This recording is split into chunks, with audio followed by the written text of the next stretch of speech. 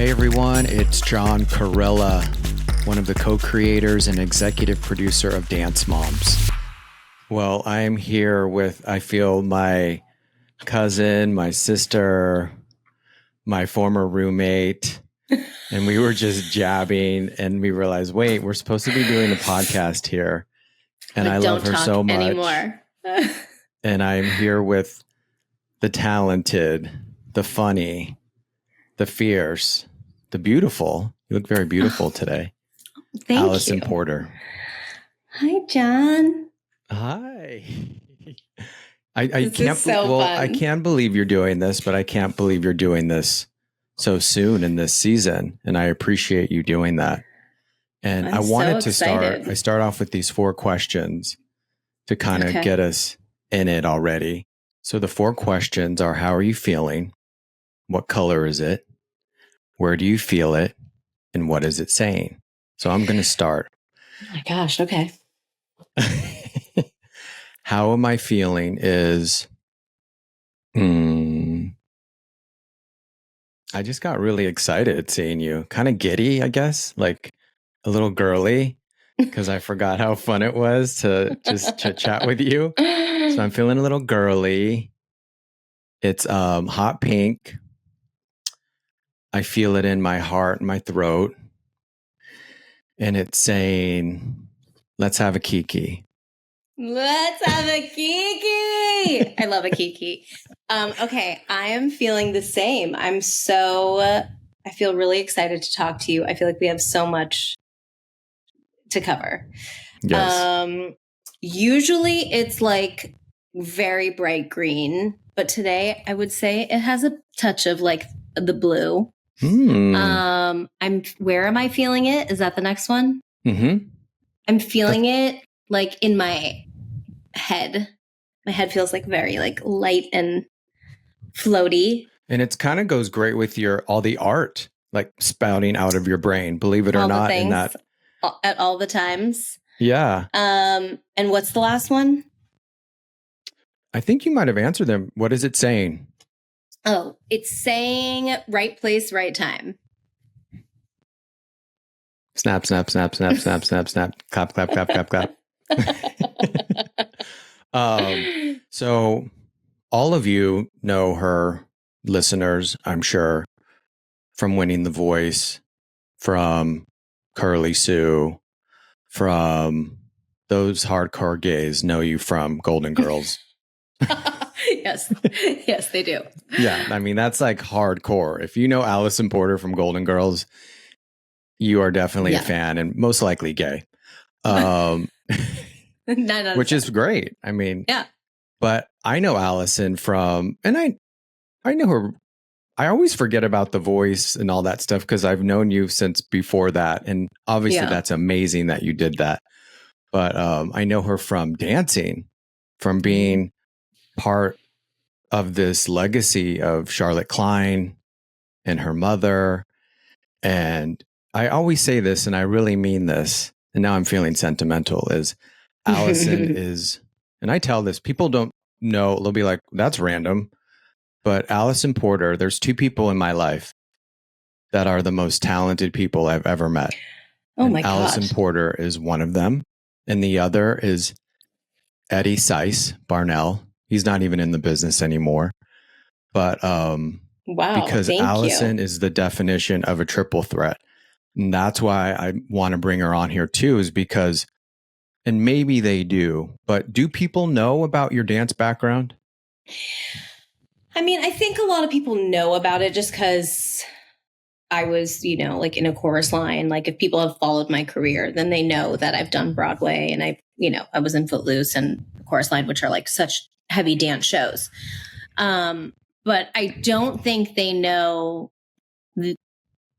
about the competition part of Alisan Porter. I don't think they know. And I don't think they know how good you, like, meaning how technically good of a dancer you are. That's the thing, you're not this amazing singer. I mean, I needed some Beyonce hope today, so I'm just pulling her out of the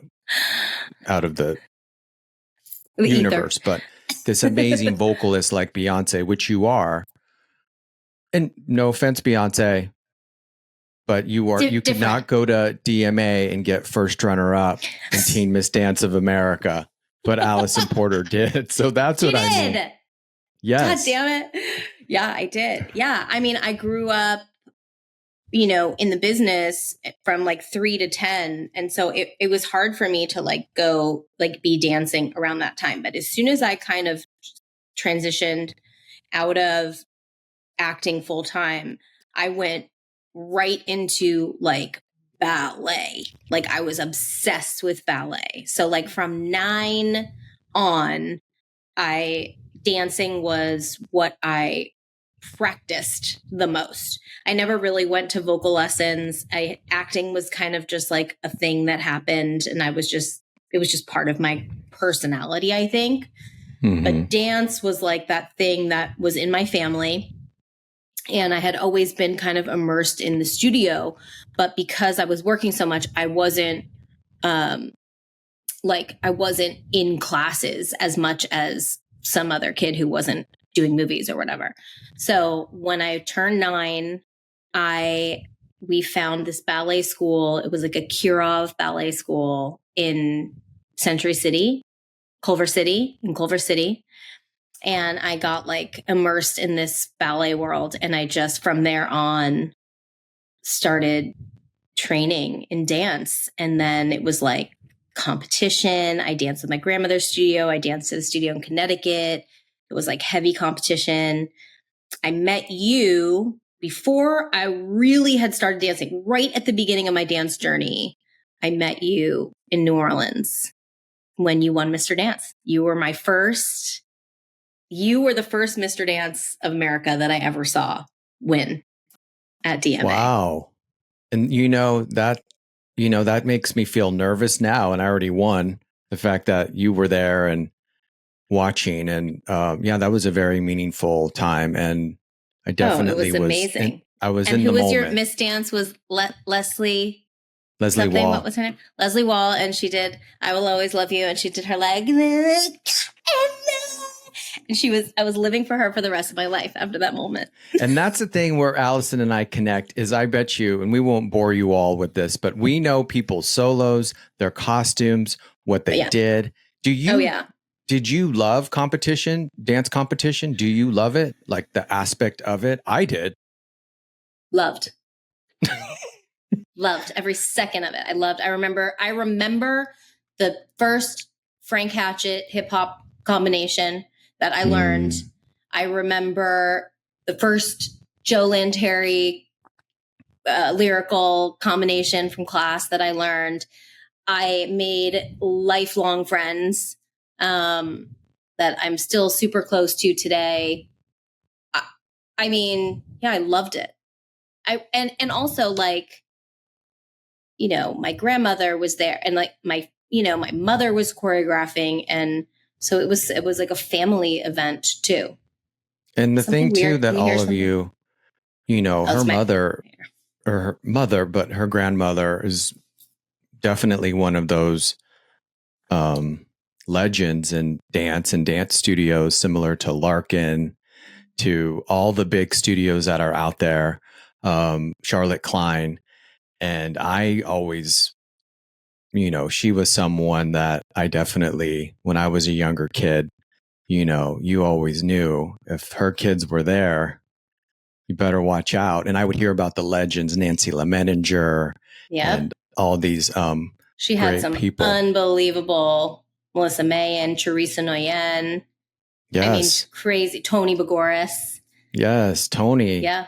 Actually, Tony this trophy here is when Tony won. I won junior and he won Little Mister. Baby. Master. Yeah. And crazy. Is the studio still open? The studio is still open. She sold it. She sold it to a student of hers who is my age, who I grew up with. They kept it her name. And she was very involved. I mean, up until she passed away, she was very involved, and they talked all the time. And, Rachel is amazing, and it was the perfect person to take over. She really kept my grandmother's, she kept it, if I had bought a studio like that, I don't know, I probably would have wanted my name on the front, and she agreed to keep it Charlotte Klein Dance Center, which I think is totally iconic and, amazing. And, I mean, my grandmother was a legendary teacher, but she was also just like a legendary human. And I think that what I love the most about her legacy is that if you went there or you had an interaction with her, it was like a loving, supportive vibe.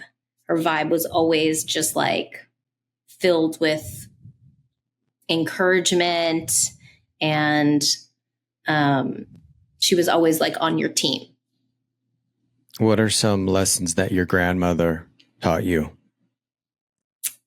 I mean, everything I am is, really, I mean, I think the playbook of Charlotte Klein things that, really makes me who I am. But I think, the last thing she said to me before she passed away was she said, wear it in good health and keep a little money for yourself on the side. And I was like, wear what? What? What? But that's what she said. And you know what? I do. I wear it in good health and I keep a little money for myself on the side. What does wear it in good health mean? What did you figure out that means? Well, I think maybe it was like half of her jewelry collection, which now I have. Okay. So she knew you were getting that. So maybe, maybe it meant that, but also just like, be you and present yourself properly and, be kind and show people who you want them to go and talk about afterwards, What's interesting is when you said, keep a little on the side, money on the side, I immediately thought of her jewelry. Mm-hmm. Like, how she always iconic was all that immaculate. Got something on right now, always something. We're always wearing something of hers. Amazing. Yeah. Amazing. We won't talk too much about Charlotte's jewelry because, it's pretty epic and we don't want, any Paris Hilton break-ins to happen. No, we don't. I know. But your grandmother is definitely left a definite huge mark in the dance community. She really did. She's just the best. So before this, I was like, okay, I'm going to get my questions. And I do have questions, but good. I was like, questions. And then it just didn't feel like right. I normally do that with people. And so what felt right, obviously, was this, but what connected or reconnected and why I reached out was you were doing a live stream about, I don't know exactly what it was about, but I know it was, I think it regarded dance and a child. And I was drawn to that. And, people know I'm very passionate about safety for children in all forms. So what exactly were you talking about? Well, like a little backstory is one of my grandmother's former students who was also like a cousin to me, and her godson was Guy Groove, who, is amazing and works with a ton of kids. And he started Groove Interactive during COVID. And he asked me to come teach musical theater, dance, and voice. And he asked my husband to teach hip hop with him. And, with a couple other teachers, we sort of created this program during COVID for kids. And I wasn't a coach before COVID.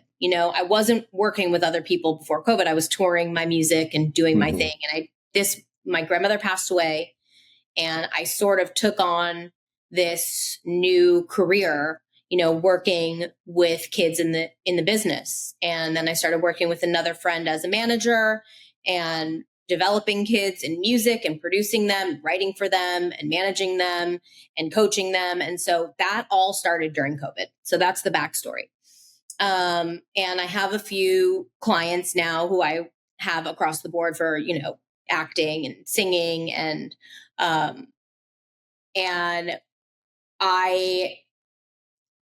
one of them had a situation that was really inappropriate with some teachers. And it just, it made me think of my grandmother. Like my grandmother got all the results with her dancers without having to do any of that. And I really strongly believe, and Guy like is that type of teacher. And I am that type of teacher, like I am not going to crack a whip on a child. Mm-hmm. I am not going to back a child into a corner and make them choose me. This isn't about me. I already had my training. I already lived my career, in the sense of me being a child. I have already done that. My job now is to take what I learned and to pass that information on. And, the more I work with kids and the more I work with their parents, the closer I try to get with them. They're my family. If I'm helping raise a child in this industry, if it's my job to be their, vocal parent, then I am not allowed to abuse them. And I am not allowed to put myself first. This isn't about me. This is about me helping to guide a very talented child. And she was put, this one particular student was put in a situation that, I'm not going to expose. That's not me, in public anyway, but I would never, ever suggest that another child is in that situation.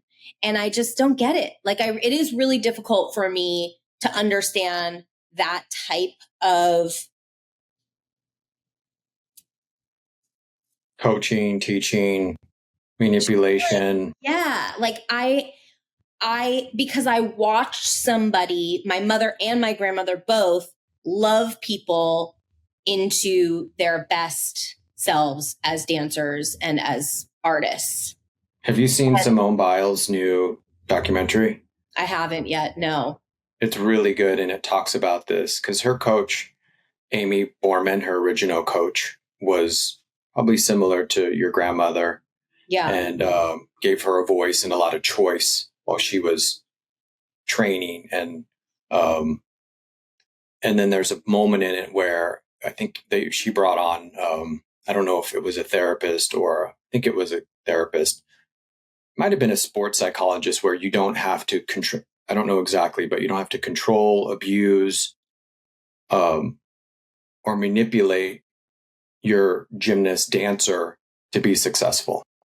Yeah. I mean, and obviously I saw so much of that throughout my life and my own career as a child in the industry. You always knew the kids whose parents were nuts. And then you knew the kids whose parents were cool, like you knew that. And I just think we've come so far in so many different places. And you really feel that? You feel we have within that department with child stars? And I think in life, in waking up to so many different people's choices, lifestyle choices, and all the things, I think in so many ways we're so much more, we have so much more of an understanding of that. How and why are we still allowing this type of teaching? Look, have I been hard on a kid because they're, messing around in class or talking or what? Of course. Like, I'm not saying that you have to be, a perfect angel fairy godmother. Like, it's still, there are still moments where a child has to focus or we need to reel it in or but you're not doing abuse. But I think that's the difference. I'm not I'm lifting your leg so high that I hear something pop and then blaming it on you for not being flexible enough. Like I'm not doing that. Did that happen to you? I saw it happen. You did, yeah. Oh, yeah. And I mean, I'm so happy I'm talking to you today because I need hope, especially after yesterday. Just feeling defeated, hopeless with these old systems. Yes. They're old abusive systems in Hollywood, in politics, in dance. Studios. Yeah. Yeah. And I think I'm just feeling defeated. So do you feel since you were kind of in the belly of the beast. I mean, at a young age, I totally was. And I was really lucky. I was really lucky. And I don't know if that's because of the type of, parents I had, or if it was just my, I struggled in other ways. I don't know. I was, I only remember one time that I was emotionally manipulated by a director because I was too happy as a person and I had to be sad in a scene and I had to be serious. And the director was an asshole to me. Can I say that? Can I say that? Yeah, you can say whatever you want. He was mean to me. He treated me poorly throughout the day so that I was in a bad mood, so that I could play the scene properly. And did you obviously, your mother was there or your father or guardian, but was there also like an advocate for you? I don't know. I haven't been on sets with kids. Do they have someone who kind of stands in the middle between the kid and the director? I think I had a really great set tutor. She was a big part of, keeping things cool. My mother was there. And I really, I was a kid, but I always had sort of, my personality was always that I could like kind of hang with the adults and I could kind of like hold my own. I don't think there were too many times where I was, being a kid and I needed to focus and do the scene or whatever differently. That, that is the only time I can remember that I know now that he was being that way because he wanted me to feel, he didn't want me to be like bubbly and happy. He needed me to be contained for the scene. And that's how he chose to do it. And like, am I mad? No. And like I said, okay. There are going to be moments where, you're on a budget and you're on a time crunch and you're making a movie and the kid's messing around and you are, have to be creative enough. But you weren't messing around, Alisan. I was being a kid, Yeah, you were being joyful Alisan. You're still the same, and happy and excited. But I understand that. Well, I don't understand a lot of the other stuff that, we're learning about now. And I don't understand, certain words and certain, I don't understand being a villain and I don't understand putting, it's like, I always say this, like, we are singing and dancing for a living. It's not that serious. But they make it serious. And this is why I think you can say that, because you're super talented. So you can really dance, you can really sing, you can really act. So, and you have that, this is just my looking on the outside in, is you were, I don't even like that word star, but you were a child star. You know that feeling. So your identification isn't in it anymore. Also, you can't abuse somebody into talent. You're talented or you're not. And you can shape and mold talent. You can make someone who's like almost there. But you're not going to scream and yell at someone and make them a star. They're either a star or they're not. Yeah, I'm trying to see what you mean in the sense of, I've never seen someone who doesn't have the X factor, right? What's the X factor to you? Like when you look at them and you're like, oh my gosh. Okay. There are people who are good. There are people who are talented. And then there are people who have it, whether it's just dance, whether it's just vocal or just acting, the difference. Don't you feel we all have it though? Cause that's charisma and everyone to me that spirit. I have a paper here that says, stage is spirit. Well, you have it. You always did. You had it, honey. You came out on that stage and there was nobody that wasn't watching you and nobody that wasn't watching those legs and feet and your hyperextended lower leg. And like everyone was watching that. And that's it for you. You're making me blush and my ego is loving this, just so you know. My ego is eating this up. Well, what I'm trying to say is there's a lot of people, and even myself at times, I think there's a lot of people who love what they do, but aren't, their talent is kind of locked up because of trauma, because of, I mean, even, I mean, I always tell people there's not a lot of out gay actors because it wasn't safe for a long time to be gay. So you can't even let your talent thrive because you don't feel safe. So I guess what I like to always say is that if you love something deeply, not love the attention, not love the red carpet, not love, but if you really love the story and what you're giving to people, if you're not there yet, you'll get there. Just keep working in class, because I have seen dancers who were told you're not going to be good. Sure. And now, they're at Juilliard's. Sure.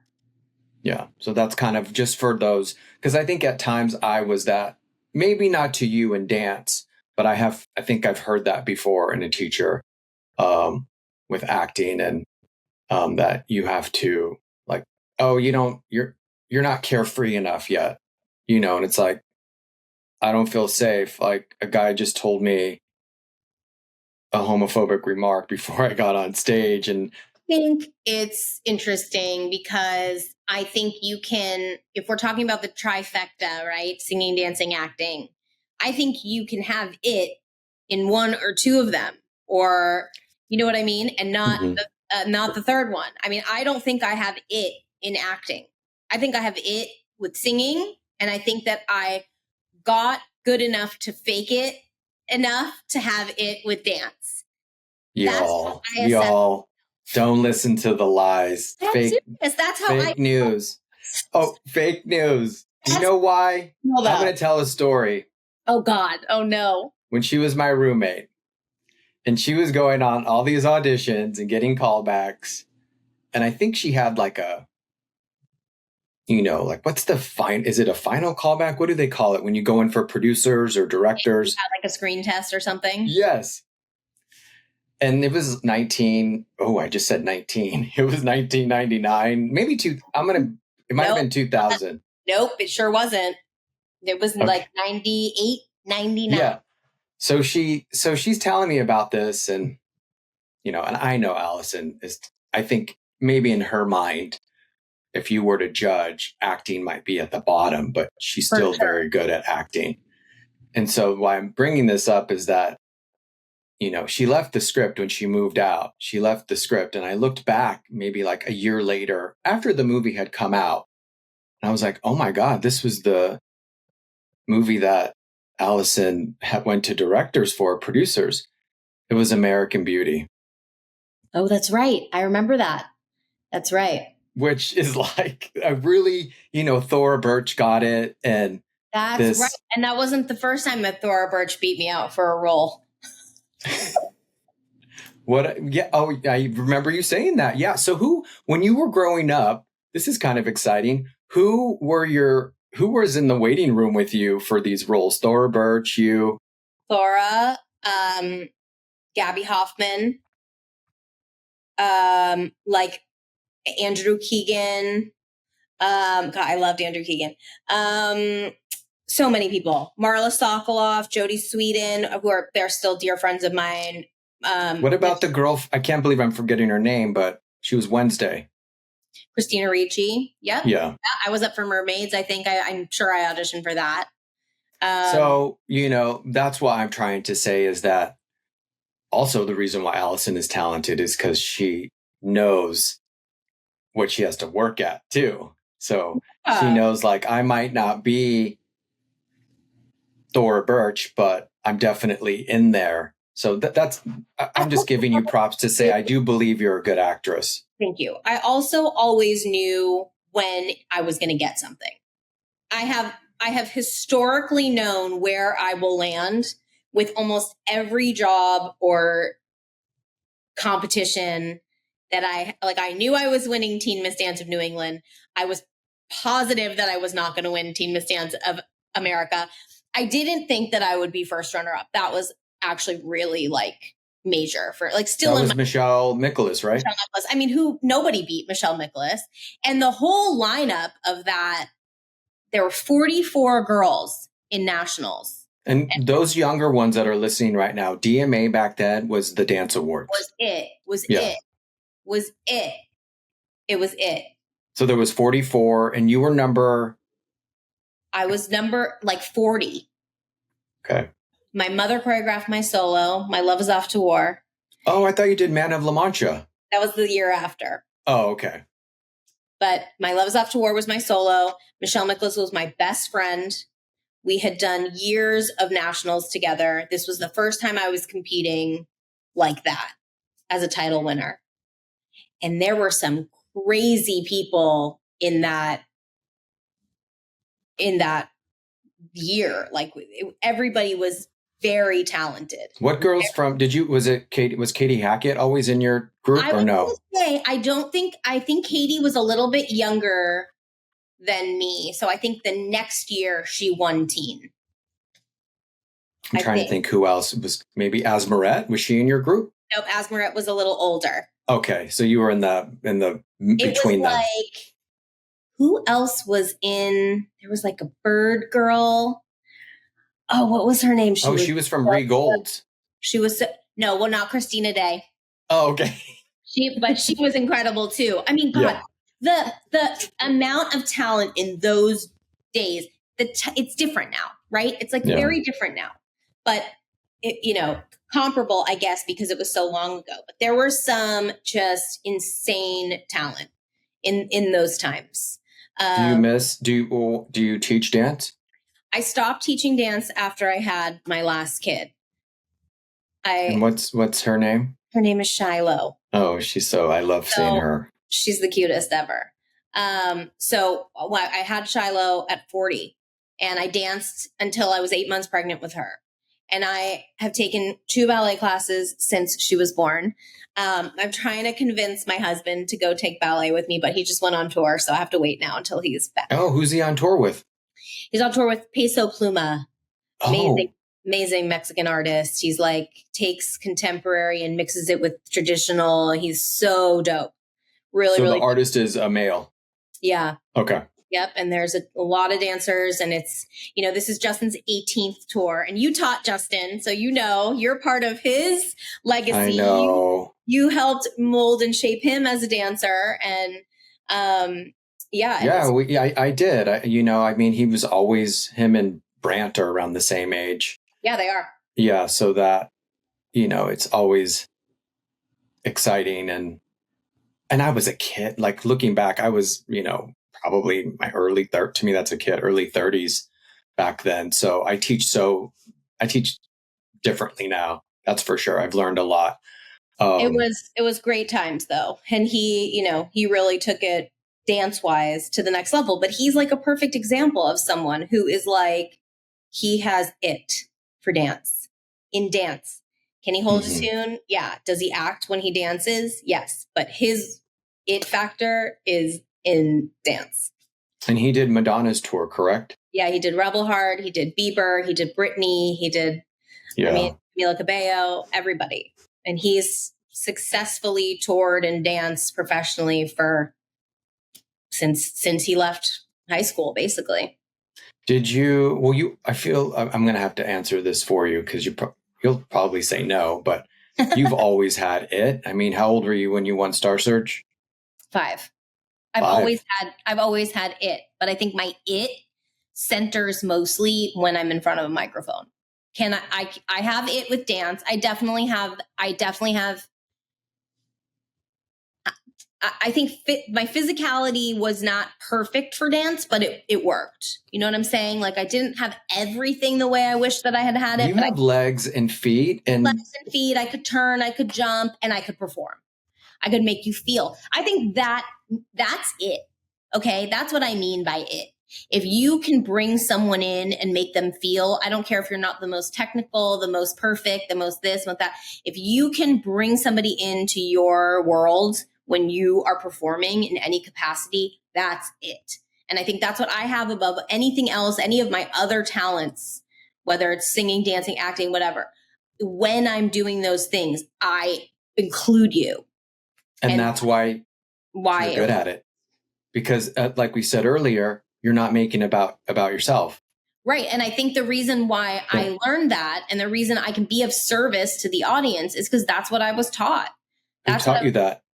I think I'm probably my grandmother and a lot of really good teachers. It's about being of service. If you're performing for yourself, the audience knows. I love that. That makes me feel so, anything we do is about service. This podcast is about service. Dancing, anything we do. If you're going, you're someone who cuts hair, that's about service. I know the days where I am doing it for me. And those are the days that I don't feel the best about what I do.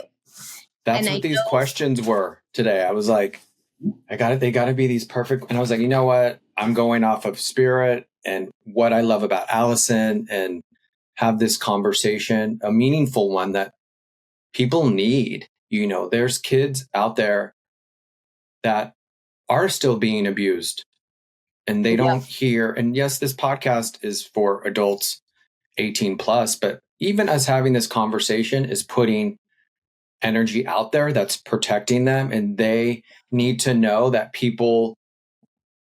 that there is another way. I think there's this like stipulation that if someone has like raised you up, that there's nobody else that will ever be able to like teach you or mentor you better than that person.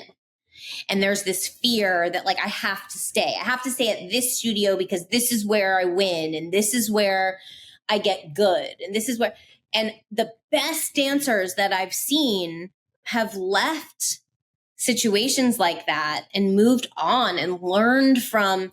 If I have a student and that student says, I want to go learn from John, I'm going to say, absolutely. Oh my God, go. I hope you come back, but go learn from John, go learn from, whoever. And then, teachers, it still can hurt. It does, and that's our own process. Sure. Of when a student not leaves us, but decides to go or whatever. Yeah. And I mean, it's going to hurt because we get to know them and know their weaknesses and their strengths, and we've helped them, but if it's not for the best of them, you don't need to communicate that. Well, and kids. Also like that means that like there are other kids that are going to come to you, then you're going to have the space and the capacity to teach those kids, in a more open and free way. I don't know. I just at this point in my life, it's like I'm in a full surrender. Whoever's meant to learn from me learns from me. When it's their time to move on, it's their time to move on. Do I have kids that I think will be with me forever that I'm, managing in music or whatever? I hope so. I love that process. So you're managing kids in music right now? Music and acting, yeah. That's amazing. You know what? I mean, I heard that earlier, but I think it's really setting in. Yeah. Wow, you have a lot to give to them. Yeah, working with the families, developing their sound, their music. So on that note, since you are now a manager for acting, and I know that all the dance moms listening, their ears are like, okay, I'm really paying attention now. Yeah. So really pay attention, because these are the people that are going to help you or not help you. Yeah. So what do you have to say to help parents? I'm going to use that word nicely. Not be a dance mom, not be a stage mom, not micromanage when you're the manager. I think like you can smell desperation in this industry from a mile away. And I think the grossest, most unappealing thing for me is to see a child who is phenomenally talented and then to watch their parent doubt that they can have a space, and constantly doubt, well, they need to do this and they need to do that. They need to do exactly what they're doing. I had a kid yesterday in the studio, first time in the recording studio in her life. She ran the whole session. She knew what harmonies she wanted. She knew if her vocal was pitchy or not. Because I have guided her to up to that point to know what she wants to hear from herself. And that it's not bad if she sings the wrong note. We're there, we're in the gym, we're doing the process, we're working the muscles. And she blew me away yesterday, running the session, 10 years old, voice of an absolute angel, best mood, best vibe. It was like the best day of her life. And honestly, like one of the best days of mine, watching somebody that I've mentored know exactly what to do first time out in a recording studio. Were you like that as a kid? I have had a lot of years of my own discovery. But yeah, I was. But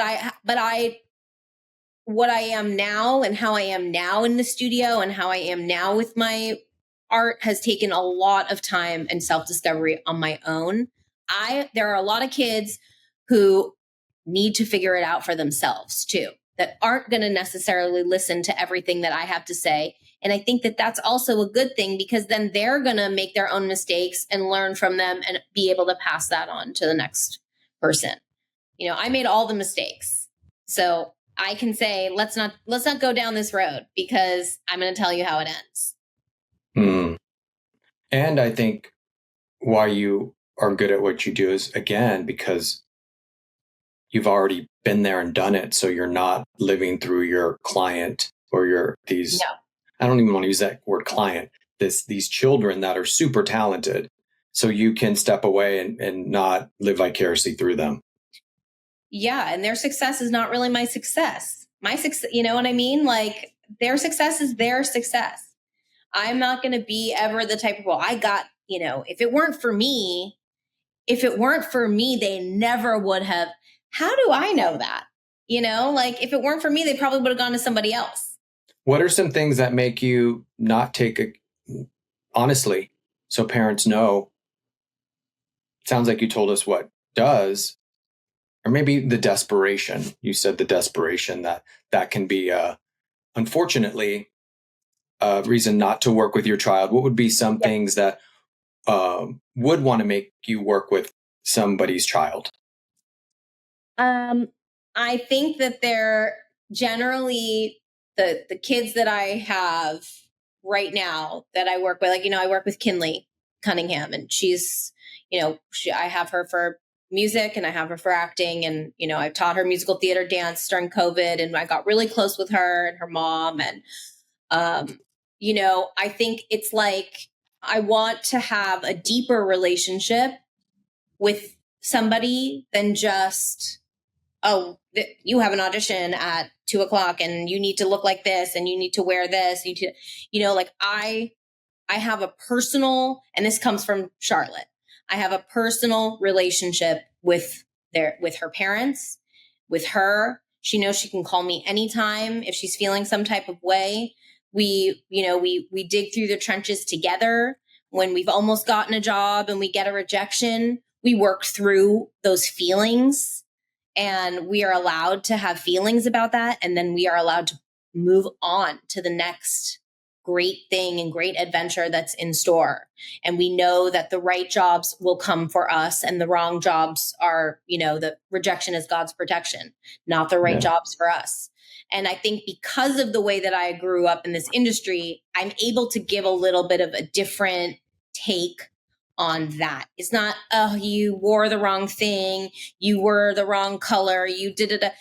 This is just not your job. It's someone else's job. It's someone else's opportunity, and yours is right around the corner, and stuff like that. And we sometimes we'll have a vocal lesson and that's all we talk about, or we talk about what clothes we're going to wear on stage, or we make it's like, it's not all about training. You also have to train this.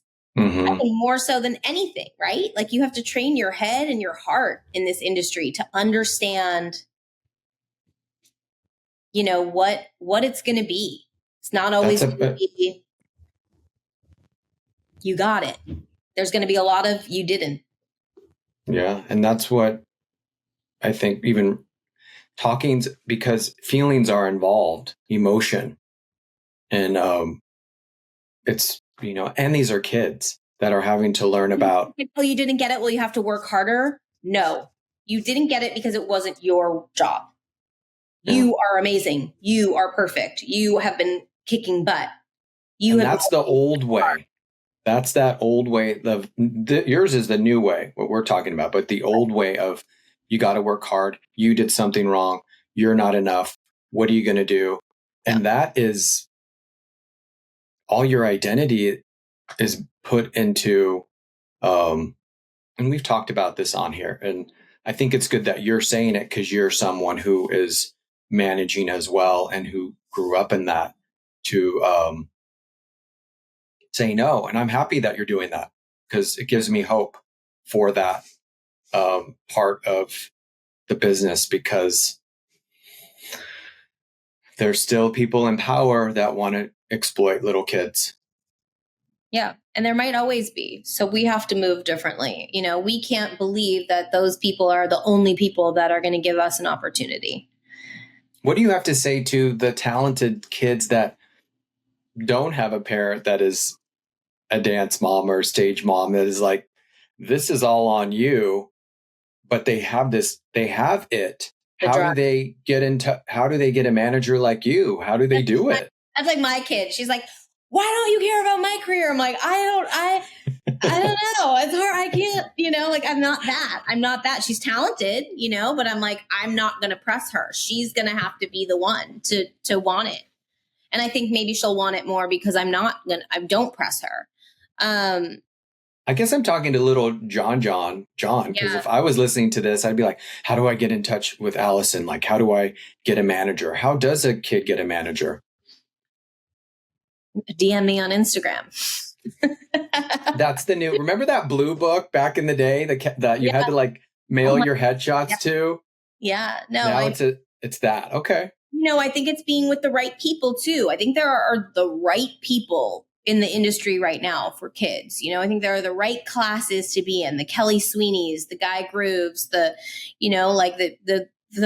moments, those playground classes or whatever, where it's like, you're in the right class, you're in the right space to be seen.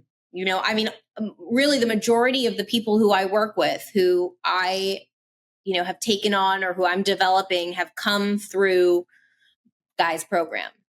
Shout out to Guy, because we've worked so, and I think that's directly from my grandmother too. It's like, she left and she sort of left it to us.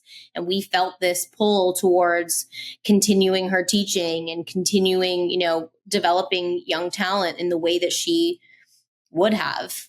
You have that, your grandmother, your mom, her teaching. My mom is still on the phone with students she had 20 years ago, talking to them about their marriages or their kids or whatever. She's still. Is she still taking dance class? She still does like the nutcrackers and she's still in it, and she's doing Zumba yesterday morning, I'm sure she is. Walks more steps than I do every day. I'm 12,000 today. Okay. Well, I did about 4, I'm sitting here, doing work or whatever, but yeah.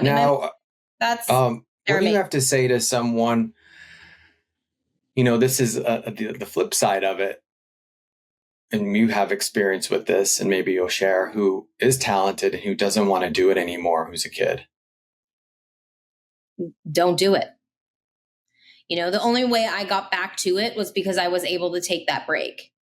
And I would also say, look, I know it's difficult for a parent to watch a child with a lot of talent step away from something. I'm sure it was hard for my parents in a way. I also think it was like a huge sigh of relief because they knew that it was just like not where I wanted to be anymore. Do I sometimes feel like I wish I hadn't done that? Maybe, but no, Why did you step away? I was done.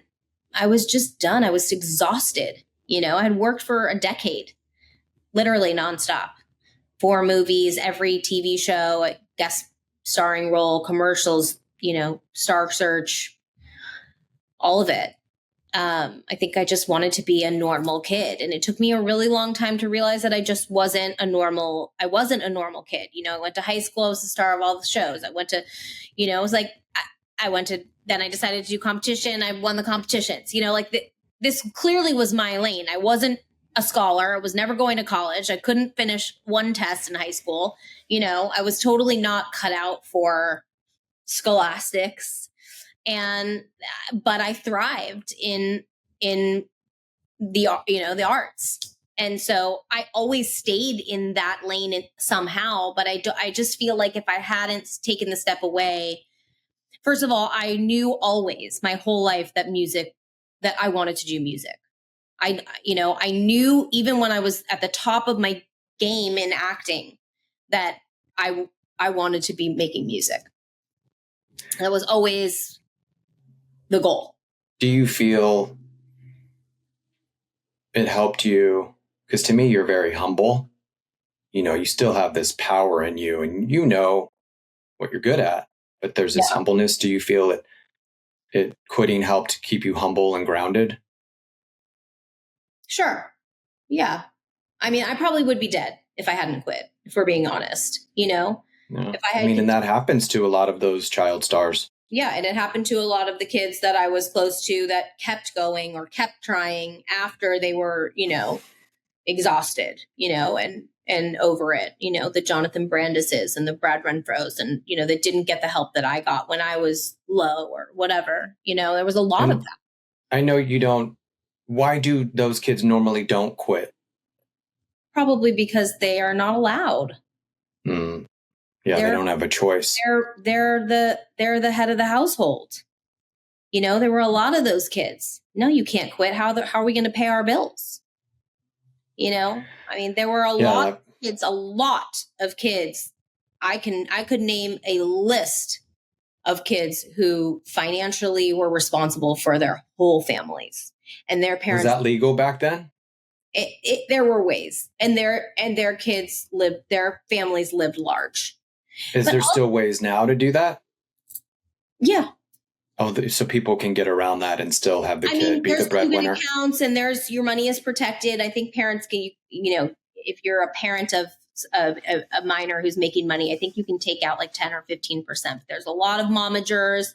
There's a lot of ways to get around that. And some of it's great. I wouldn't trust anyone else to manage my kid. I wouldn't let my kid on set with anybody else besides me.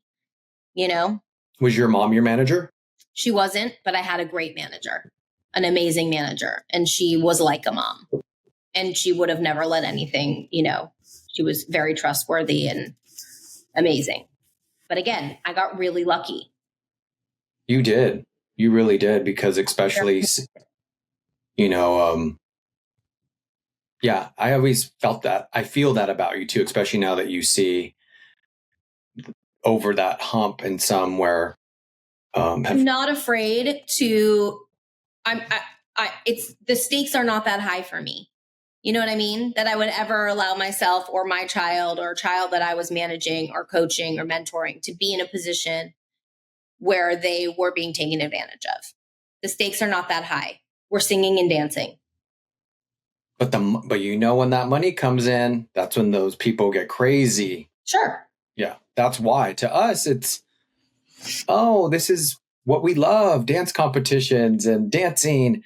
And then when all this money, it's lots of money. Music is lots of money. You know that too. Make money, you can make money in 30 seconds, showing a thing on Instagram now.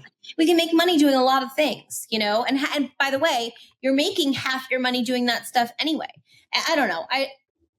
I just can't go there. You know what I mean? I just can't go there. I would never choose to keep somebody in an abusive situation, or I would never encourage someone to stay in an abusive relationship with someone that they were working with because of money, because of power, because of fame, because of clout. I mean, no. What do you feel that, I don't know if it's the union or if it's the business, I'm sure it's probably the union, if there's anything more that they need to do to protect kids, what could it be? I mean, You know, unfortunately, I don't know that it has as much to do with that as it does with the people who are protecting the kids or raising the kids or, you know, the mentors of the kids or whatever, keeping them away from certain types of people in this industry.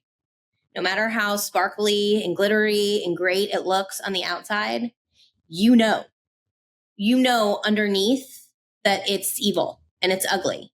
And if you choose to keep your child there anyway, because you're afraid that they won't ever succeed elsewhere or that someone else won't ever give them a chance, then you don't believe in your child. You know, you're selfish. And what do you, when you say sparkly, what are you meaning by that? I mean meaning drugs? Like, no, I'm saying if the situation they're in from the outside looks like it's this big, famous, clout worthy situation to be in, but the underbelly of it is all ugly, and you're choosing to stay because you think you look sparkly and glittery on the outside, you know what you're doing. You know the inside is ugly. And if you're choosing to keep your child in a situation like that, whether it's a dance studio, a group, a label, a agency, a show, whatever, that's where I feel like we need better information, and we need better understanding that there's somewhere else that's not going to be the case. Yeah. And I think, and also too, similar to, I talked about this with Lennon from Dance Moms, and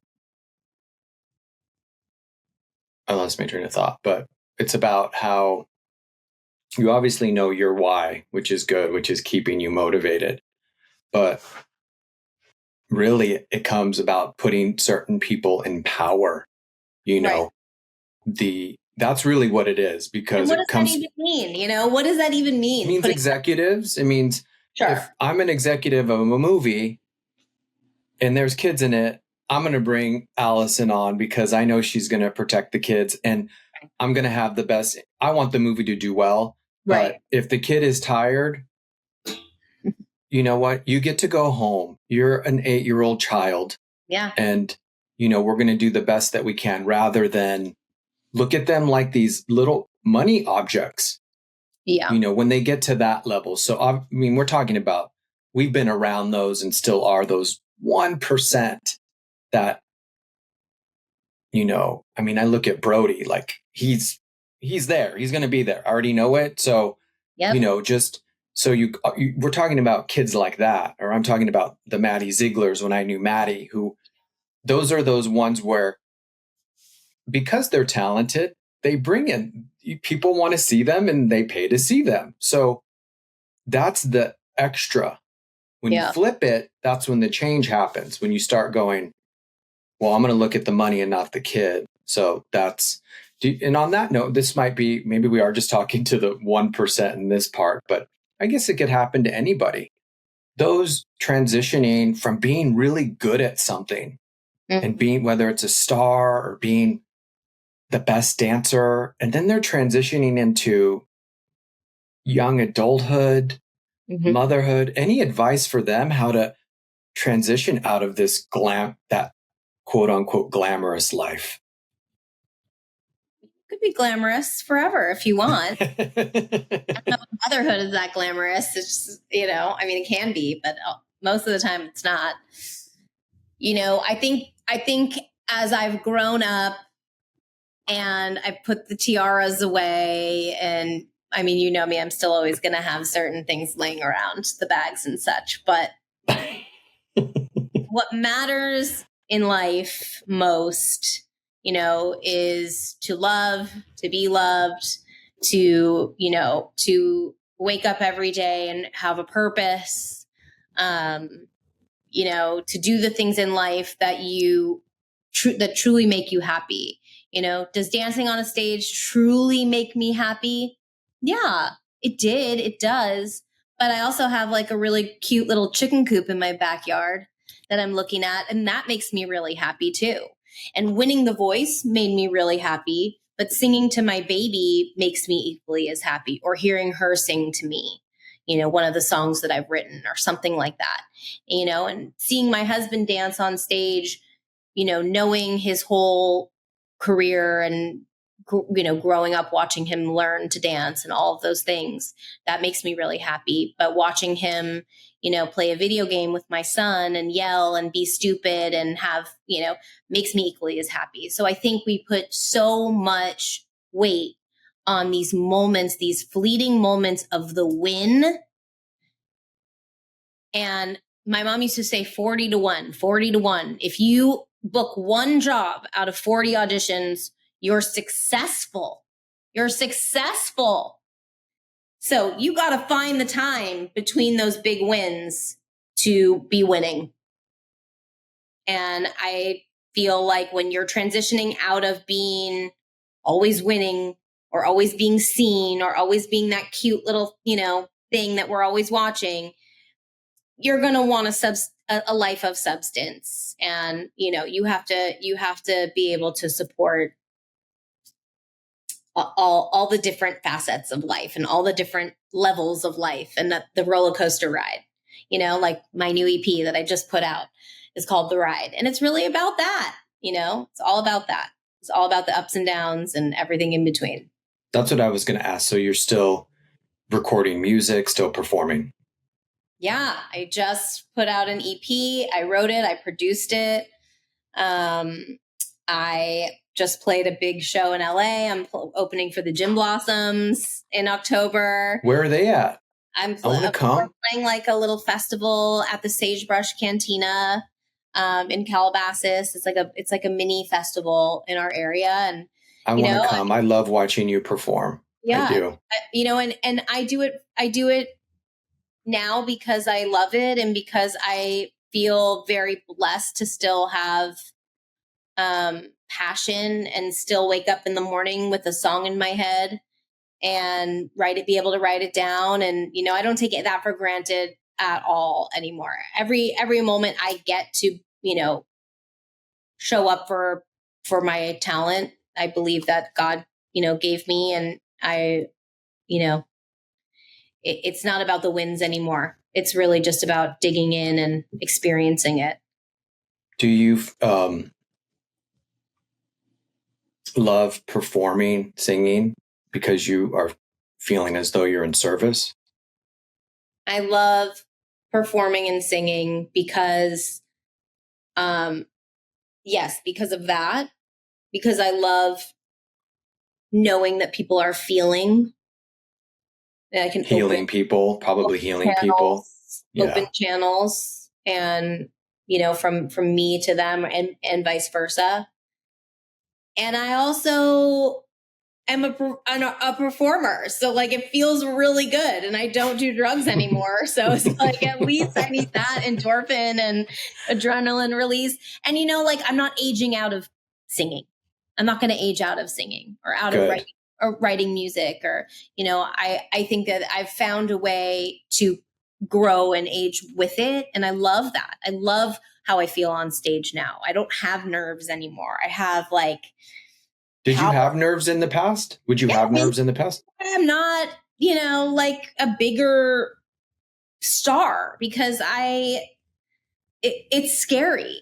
I would have never thought that about you because you seemed like the most carefree person. Once I'm on stage, I never had it's very scary. It's still very scary. It can be. No, I know. I definitely, I don't even like to use that word suffer from nerves, but I definitely can feel that and have learned to embrace them. From nerves. And I definitely feel like doing the voice was like a huge step out of that for me. I mean, it was terrifying. I was terrified. Question. I found a lot of power within that experience. You said that you kind of had you always knew when you were going to get, when you won Miss New England, Miss Teen, Miss Dance.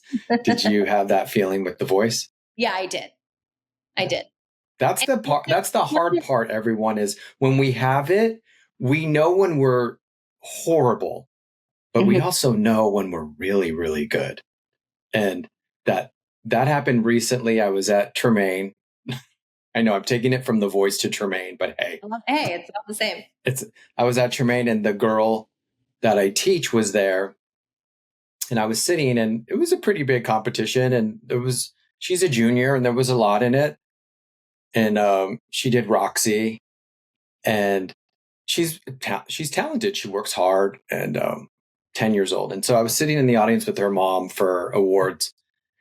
And there was that part of me that was like, she's going to win. I was like, and I never get that, meaning that hasn't come a lot in the past. And I was just sitting with it. And then her mom was like, I asked her mom, like, what do you think she's going to get? She's like, she's going to get top 5. And then so they were naming it down and she's like, oh, well, she got 4th. And then they were naming it again. They're like, she got 3rd. And then she was like, John, I think she got 2nd. And I was like, I was just keeping quiet. Mm-hmm. And then they didn't name her name. And she looks at me and she's like, John, did she win? Like this. And I was like, yeah, I didn't want to say anything, but I kind of felt she was going to win. So that whole, this is a gift too, when we know. Yeah. Yeah.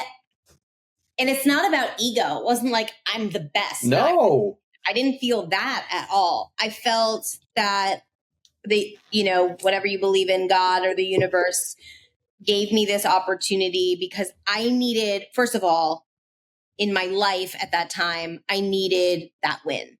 I needed that win so that I could move forward in my life in a number of ways, with my music, with my personal life.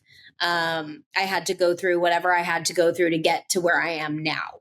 And I couldn't have done that without that experience. And I knew that. I knew that I was in flow enough to know that the universe was giving me this opportunity and it was going to be my decision what to do with it. There's a lot of like negative stuff too, by the way, about winning a singing show or about what comes after The Voice and stuff like that. So navigating that was a huge challenge for me. It took me out.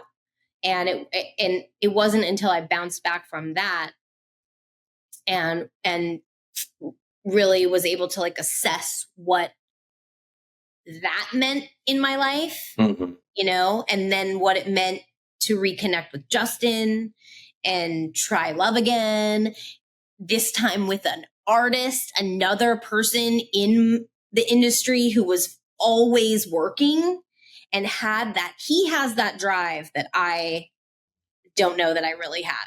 I love it, but he lives for it. Like when he's on a stage, when I'm on a stage, I live for it. He lives for it in rehearsal. Yeah. He can't not be full out. Kinley cannot be not full out. These people, I'm like, I sit on a stool. When You're full out in rehearsal, though, aren't you? I can be sometimes. I will be sometimes. But I would say nowadays. Charlotte would get on you if you were not full out in rehearsal. Perform full out in the room. If we didn't have like the full performance in the room, we were like, she was like, no. And then sit down and answer interview questions in your suit. Ooh, I love that. I love that. I know, in your suit. Good training, very good training. But I don't know. I don't have as much desperation in that sense as a lot of other people. And I mean that, and I mean positive desperation, where they're like, they live for it. I live for a lot of other things too. I heard you said that. Well, that's reminding me, I live for a lot of other things too. And I'm not saying this is about Justin either, but I think when you live for those, I heard once that when you win a competition or people who do extreme sports or dance or sing, they go to a place of no mind. And that feels amazing. That's why it feels amazing, because in order to do a tight wire, if you get in your head, you're going to fall and die. So there's a sense of no mind. And I do believe performing is that when we're in our best state, we're 100%. In a place of no mind. But I believe it was Eckhart Tolle who said, you don't need to do all that to feel that feeling. Right. You can feel it right now. I can feel it right now with you, Right. Smelling my coffee, feeling your energy. Yep. Loving that cute picture of, who is that? The blonde. This? On the wall. No, right. The little blonde. Where is it? I'm pointing. Yeah. That's Aria. Yeah. So even that, like seeing your face light up, even when you say Aria, those are the moments that we live for. And I love when you said about loving. It reminded me of Moulin Rouge, to love and be loved, to love someone and be loved. I don't know exactly, but you said it very well, eloquent. So now I'm going to give you it is DMA interview questions. Okay. I love it. We have contestant number 40 from Teen Miss Dance of New England, chapter 30, what? Number 5. Oh, sorry. Sorry, 5. New England people. It was 5. I almost said 35. You were one of the originals. Chapter 5. Yes. Student of Charlotte Klein. Here's Alisan Porter. It's me. Hi, Alisan. Hi. Who is your favorite choreographer?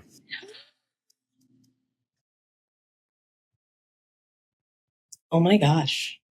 My favorite choreographer. Oh my gosh. This is really hard. I just lost the competition. Now we all know why she got first runner up. It wasn't her dancing. My favorite choreographer is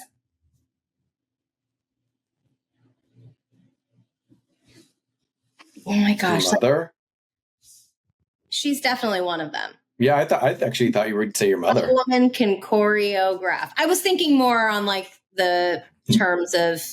No, it can be anyone. I know who it is. And I'm going to forget his name. Of course. He's a man. He choreographed Othello, that Desmond Othello. Oh, wow. I remember. Lar Lubavitch? No. Yes. Lar Lubavitch. Yes. So Lar Lubavitch is your favorite choreographer. Look at you trying to get extra points in DMA interview, pulling out Lar Lubavitch. Love him. I love Ryan Heffington. Okay. I love who choreographed Moving Out? Susan Twyla Tharp. Twyla Tharp. Love Twyla Tharp. Love. You have Twyla vibes. Love. And I loved Mia Michaels. Mia was a huge... We could only pick one, though, and you picked Lar Lubavitch. Fine, Lar Lubavitch. He's my fave. Extra points for that. You are now second runner-up. I hope I can make my way up. Okay, I'll try to... That's a really hard question for me, because I love dance. Okay, Alisan Porter, who is your favorite dancer? My favorite dancer is my husband, Justin DeVera. I love that. I knew you were going to say that. He's a really good dancer. He is, and we're going to show some footage of him. He is a hip hop dancer, but if you ask him to do a variation, he gonna do it. You ask him to put on some tap shoes, he gonna do it. He was good at tap, from what I remember. He was good at tap. He was good at everything. He just picked a lane, and he was best at that lane, but he really can do anything. What is your favorite dance movie? A Chorus Line. Good one. What is your favorite? I know yours. Who? Say it. Xanadu or Grease 2. You were right. Yeah, it was either one of the. Xanadu is, I would say. Oh, because Victoria Morris is in Xanadu, so I would maybe say that one. That's a good one. You do know me. What's your favorite style of dance? Early days of contemporary. Mia Michaels in 2001. Look at you. Not now. Not really now. Before. The contemporary now you don't enjoy? I don't love all of it. I don't really understand a sickle foot and never will. I knew you were going to say that. I was just going to say you don't get the I was raised, the half point. I know. But you would be doing that solo right now for Miss Dance. Probably. Because you like to be on trend. So you will have it. You would have had it. I'll take it. What is your favorite Broadway show? Into the Woods. The only Broadway show I would return to Broadway for is Into the Woods, playing the witch. You heard it here. That? You hear that? The only Love one. That. Okay. Did you go for Miss Dance?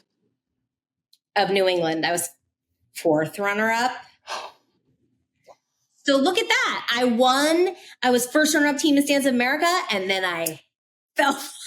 Oh, you didn't even win Miss Dance of New England? Nope. No. Sometimes they can be political, that DMA. Maybe. But I also maybe wasn't, I didn't kill it. Well, I'm going to ask you this. Well, and this is why I'm asking this. First of all, those of you wrote a song for Dance Moms, right? Was it Angel that you wrote? Mm-hmm. Yep. Yeah, that Maddie performed to that first season. Yes, so I did. There is a, connection here of Dance Moms. So on that note, there are many. Yes, there are many. If you could compete a solo, what would it be to? And it doesn't have to be right now, but if, let's say you were going for Miss Dance again, what would it be to? Renee Rapp in the Kitchen. Ooh, I just heard that song for the first time on Drag Race. No, Sasha, do you know who Sasha Colby is? Yeah. She did that in her one-woman show, and I was about to lose it. It's the best song. And it would be such a great solo. In the Kitchen, yeah. Now I want to see you dance. But the Ticklefoot attitude side. No, you would make it look good. We would still add some technique. Good try. Yeah, that or I would do something a little more like, I loved like the endangered species vibes. I love something newer, but like that. I love that vibe too. I love that kind of style. Okay. What is one of the boldest things you have done? When I won The Voice and I got signed to a major label, the head of the A&R asked me how I was going to have a career with kids. And I said, "Do you have kids?" And he said, "Yeah." And I go, "Well, how do you do it?" And he was like, "Well, I have a nanny." And I was like, "Well, so do I." And I felt like that was the first time I was like, not like we were talking about. I was not scared of what might have happened had I spoke my truth to this very powerful man and not put him in his place a little bit. I mean, what female pop star at this point who's over 30 doesn't have a kid? It's ridiculous. It was a ridiculous question. And it went well with them after that. You signed with them. I was signed with them, but I left the label shortly after that because, they were not going to move the needle for me. And I knew that. And I had other opportunities that might have not been as big, but I didn't care about being with the big label. I cared about putting music out for my fans that had just voted for me to win. And I wasn't going to stay in a toxic situation just because it was a big label. And this is why it's important, again, everyone, to know your worth. Know your worth and to continue. My prayer is and hope is that we put people like myself, like Alisan, in positions where an artist doesn't have to even answer that question and just know like, yeah, she can do it. It's fine. It's been done. It's not a big deal. You're talented. So that's my hope. But thank you so much for coming on here and giving me of your time. You look amazing. Thank you. I love you so, so much. And yeah, we've had so many awesome experiences together. And we're going to have a lot more. I would love that. Love you. Okay. Thank you, Alisan. Love you. Of course. Thank you so much for listening to Dance Dad with John Corella. Thank you to everyone at Hivecast for all that you do. And if this episode meant something to you, please share it and subscribe. Also, you can follow Dance Dad with John Corella on all platforms. But most importantly, remember to be bold and be fierce.